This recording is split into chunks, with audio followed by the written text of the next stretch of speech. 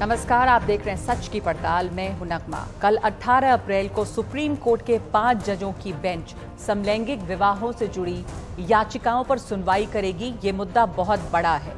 समलैंगिकता का सवाल ऐसे ही देश और दुनिया में काफी बहस का केंद्र रहा है और हाल तक समलैंगिकता ही भारत में अपराध रही है। 2018 में सुप्रीम कोर्ट ने इसे अपराध के दायरे से बाहर किया, लेकिन समलैंगिक जोड़ों के सामने बस कानूनी मान्यता का नहीं, दूसरे अधिकारों का भी प्रश्न बना है।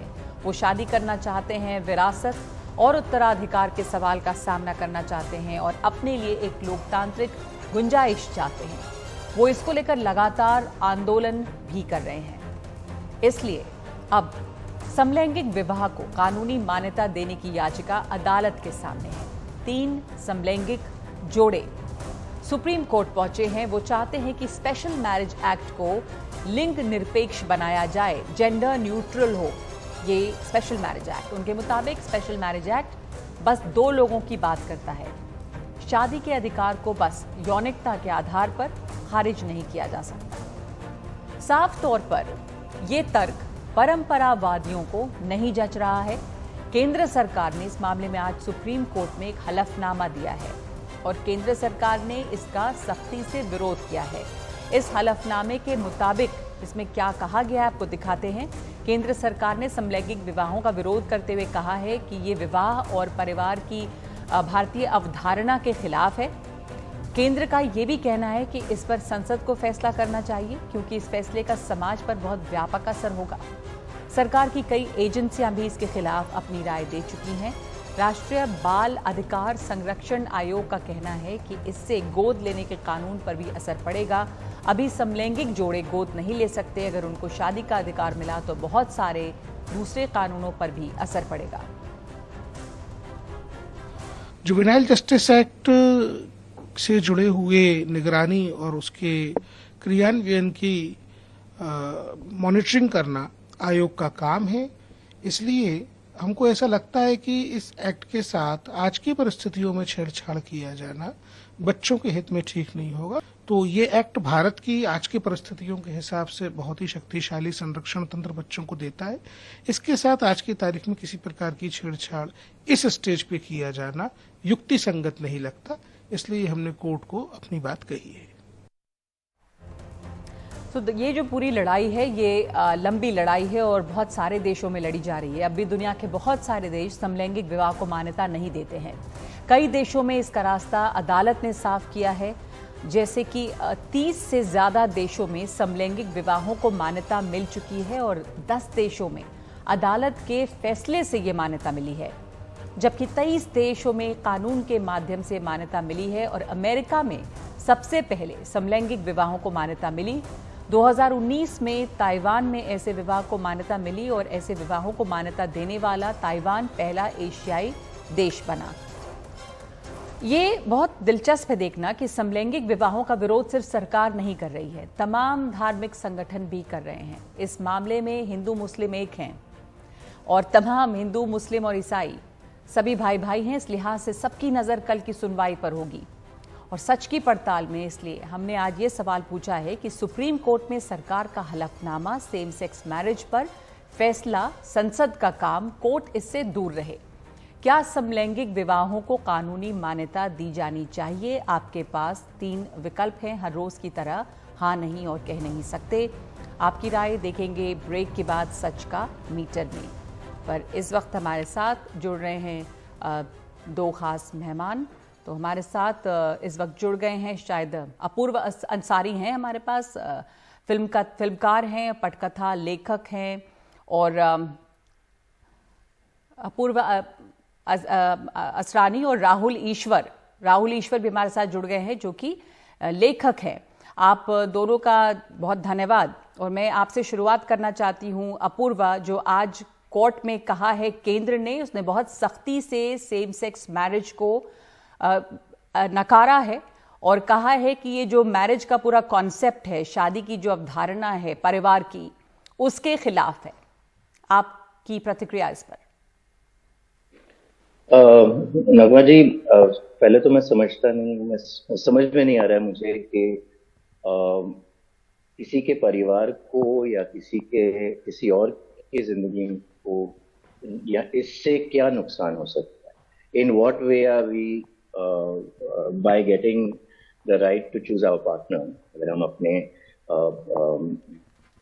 हम सफर को अगर हम चुनते हैं, तो इससे किसी को, राहुल जी को या किसी को क्या प्रॉब्लम हो सकती है? वो ये जो है, हम लोगों की राय पूछ रहे हैं, आपकी राय क्या है? मैं आपसे ये नहीं पूछता कि मतलब हम आपकी निजी जिंदगी में जो होता है इसके लिए आप लोगों की राय नहीं पूछते। तो मुझे क्यों, I am citizen of this country, constitution मुझे उतना ही हक देता है जितना आपको और राहुल जी को। तो फिर आपको क्या हक, कौन हक देता है कि मेरे बारे में, मेरे लाइफ के बारे में, मेरे प्राइवेट लाइफ के बारे में आप ऐसे डिस्कशंस करें और डिसाइड करें? आपको ये पावर किसने दिया है, क्यों दिया है? ये मैं पहले इस सवाल में आपसे करना चाहता हूं। ठीक है, तो राहुल ईश्वर, आप जवाब देना चाहेंगे कि इसमें किसी के भी जो निजी मामला है उसमें क्यों दखल कोई और दे और क्या तकलीफ इससे हो रही है सोसाइटी को? नगमा जी, इसमें दो सबमिशंस हैं। एक, हर एक मॉडर्न सिविलाइज सोसाइटी होमोफोबिया को एक्सेप्ट नहीं करते। हम सब होमोफोबिया के खिलाफ है, किसी भी तरह की डिस्क्रिमिनेशन के खिलाफ है।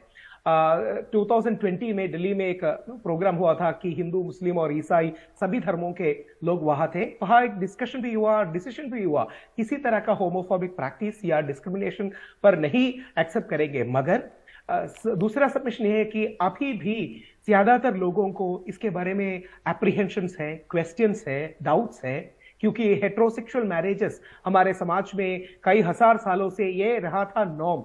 अमेरिका में, यूरोप में, सभी जगहों में यह रहा था नॉर्म। अगर आज एक हेटेरोसेक्सुअल मैरिज के जगह होमोसेक्सुअल मैरिज भी इंक्लूड करना चाहते हैं, हम सब एग्री करते हैं कि ये क्रिमिनलाइज नहीं होना चाहिए।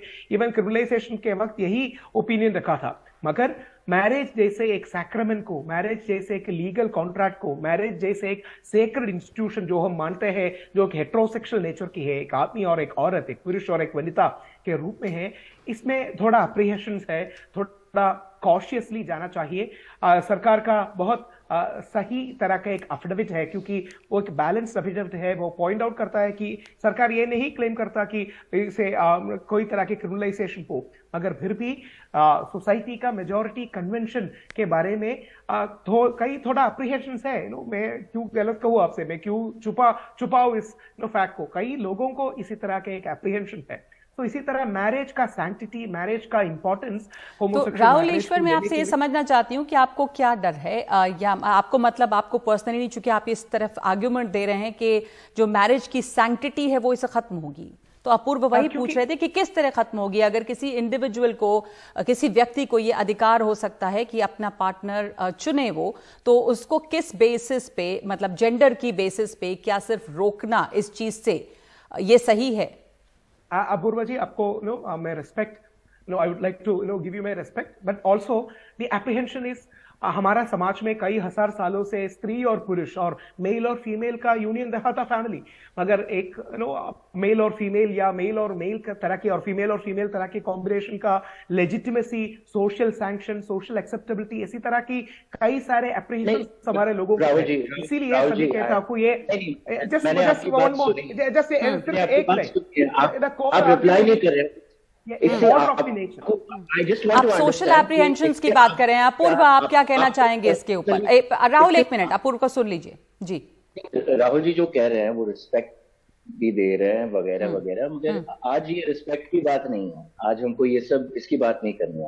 आज हमको ये सवाल पूछना है कि अगर मेरी निजी जिंदगी में मैं अपने परिवार को किस तरीके परिवार को मैं बनाऊं, अपने लिए सेट करूं, अपने लिए मेरे घर को कैसे चलाऊं, मेरे माँ बाप की जो उनका जो देखभाल करना है मुझे, तो उसके लिए कौन मेरा साथ कौन देगा? ये सारी जो सवाल है, ये मेरे पर्सनल सवाल, ये मेरे प्रॉब्लम्स है, ये मेरे इश्यूज हैं, right? I want to understand कि राहुल जी को या किसी और को क्या आपत्ति हो सकती है इस बात, क्योंकि अगर हम देखें तो आप लीगल रिस्पेक्ट करना चाहते हैं बहुत सालों से। हाँ, हमारे समाज में ऐसा है वैसा है, ऐसा मैं ये तो नहीं कह रहा हूँ कि राहुल जी से मैं शादी करना चाहता हूँ या हमको शादी, आपको मतलब कोई चॉइस नहीं है, आपको मेरे साथ शादी करनी होगी, तो ये कोई फोर्स तो नहीं कर रहा है। तो अगर किसी को कोई फोर्स नहीं कर रहा है, कंसेंटिंग अडल्ट 18 साल की उम्र से ज्यादा है, 21 साल से ज्यादा है, अगर आप शादी कर सकते हैं, वोट कर सकते हैं, किसी गवर्नमेंट को ला सकते हैं, किसी गवर्नमेंट को निकाल सकते हैं, इंडस्ट्रीज को हेड कर सकते हैं, जैसे वीआईपी इंडस्ट्रीज की हेड है, जैसे जी तो अपूर्व, मैं यहाँ पर बीच में एक सवाल जोड़ देती हूँ, जो कि राहुल ईश्वर ही नहीं पर दूसरी तरफ जो इस सवाल के दूसरे पक्ष में खड़े हुए हैं, जो इनको आपत्ति है, या जैसे केंद्र सरकार ने कहा कि इससे समाज पे बहुत असर पड़ता है, क्योंकि समाज में एक मान्यता, एक धारणा बनी हुई है, और मैरिज को इन्होंने कहा कि बहुत सेक्रेड है, मैरिज की एक सैंक्टिटी है, उस पर असर पड़ता है, और इसमें बहुत सारे मुद्दे जुड़ जाएंगे। जैसे आपने सुना प्रियांक कानूनगो को, जो अध्यक्ष हैं राष्ट्रीय बाल अधिकार संरक्षण आयोग के, जिनका कहना है कि बच्चों को गोद लेने की जो बात है, उस पर भी, उस कानून पे भी असर पड़ेगा। तो कहने का मतलब ये कि समाज में जो स्टैब्लिश रूल्स हैं, जो कायदे कानून हैं, उन पे असर पड़ता है, और एक हलचल सी होती है जिसके लिए ये समाज तैयार नहीं है अभी। अपूर्व? नहीं नगमा जी, पहले तो अब अगर हम बच्चों की बात करें, अडॉप्शन की बात करें वगैरह, तो कितने मतलब सैकड़ों बच्चे हैं जो जिनके they don't have homes, they don't have families, वो सड़ रहे हैं, वो अब्यूज हो रहे हैं ऑर्फनेजेस में वगैरह, मगर आप उनको मतलब सड़ने देंगे, उनकी लाइफ बर्बाद कर देंगे, मगर उनको फैमिली नहीं देंगे, क्योंकि आप चुन रहे हैं मैरिज की सैंक्टिटी। ये मैरिज कौन है? ये मतलब is it a person who comes up and says कि मेरी सैंक्टिटी है, मेरी वो। अगर आप पर्सनली अपने आप से पूछे ना, आपको क्या आपत्ति, आपको क्या प्रॉब्लम है? अगर आप लॉ की बात करें तो naturally the law has change. जिस आप एक ग्रुप को आप क्रिमिनलाइज कर रहे थे, जी काफी उसमें कुछ बदलाव आए हैं, समाज में भी, सोच में भी बदलाव आए हैं। अपूर्व, पर अब जो केंद्र सरकार ने कोर्ट में कहा है, मैं आपसे ये पूछना चाहती हूँ कि आपको क्या उम्मीद अब है?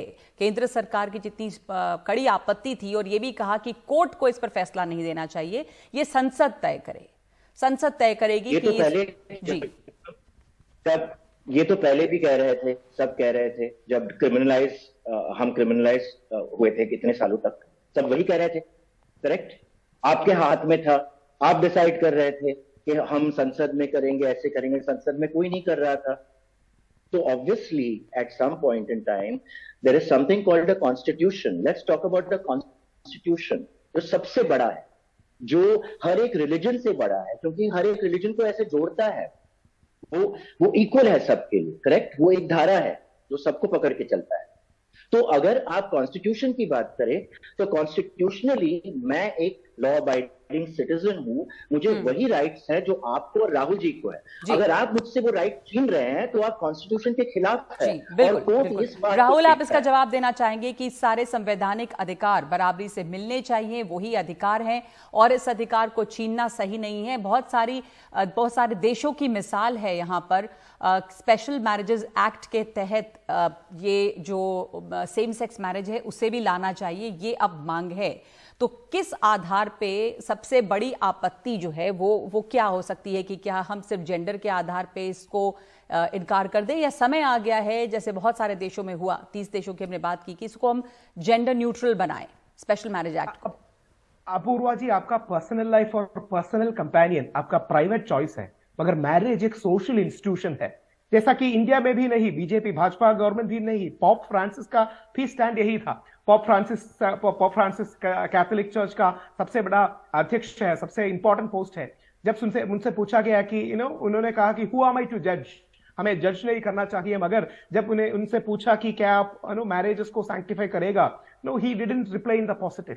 सो ये एक सिर्फ भारत का ही नहीं, सिर्फ भाजपा का ही नहीं, दुनिया भर में इसी तरह का ग्लोबल इंस्टीट्यूशंस को भी इसके बारे में दो अप्रीहेंशंस है। एक वाला apprehension, is it against the order of the nature, ये ऑर्डर ऑफ द नेचर है, ये एक सवाल।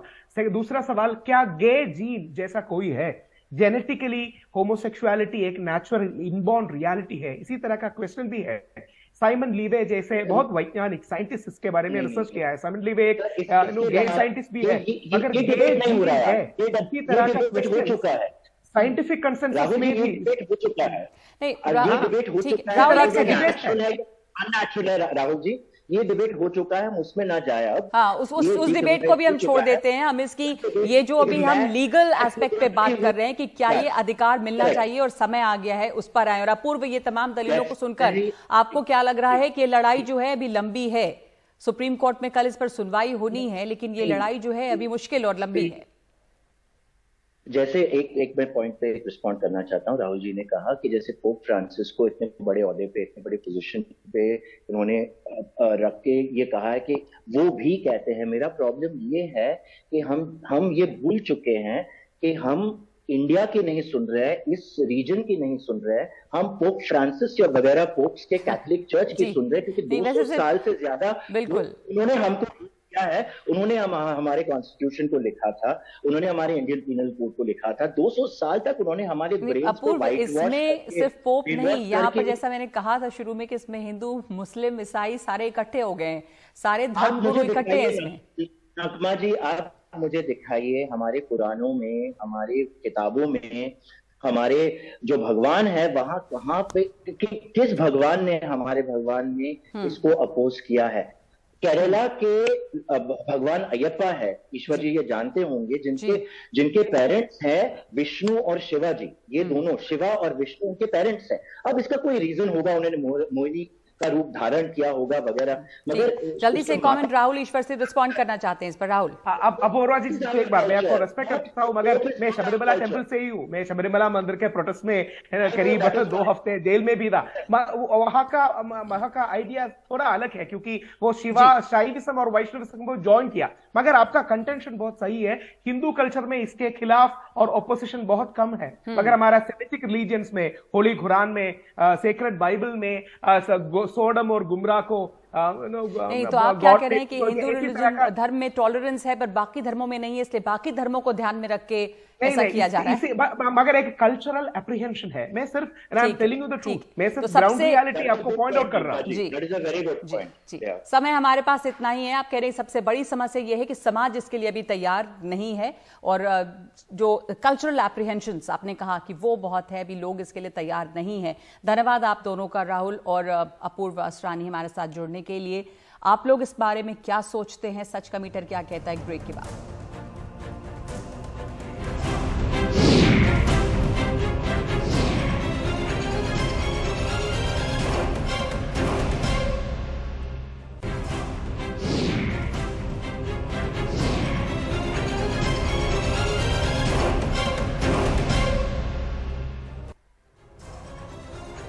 तो सच की पड़ताल में हमने आपसे आज सवाल पूछा था कि सुप्रीम कोर्ट में सरकार का हलफनामा, सेम सेक्स मैरिज पर फैसला, संसद का काम कोर्ट से दूर रहे, क्या समलैंगिक विवाहों को कानूनी मान्यता दी जानी चाहिए? जो जवाब हमारे पास आए हैं उनमें 60% का जवाब है नहीं, यानी 60% लोग अब तक ऐसी शादी को कानूनी मान्यता दिए जाने के खिलाफ हैं, और 35% लोग वो हैं जो इस बात के लिए तैयार हैं कि इसे मान्यता मिलनी चाहिए। 5% लोगों की इस पर राय नहीं है।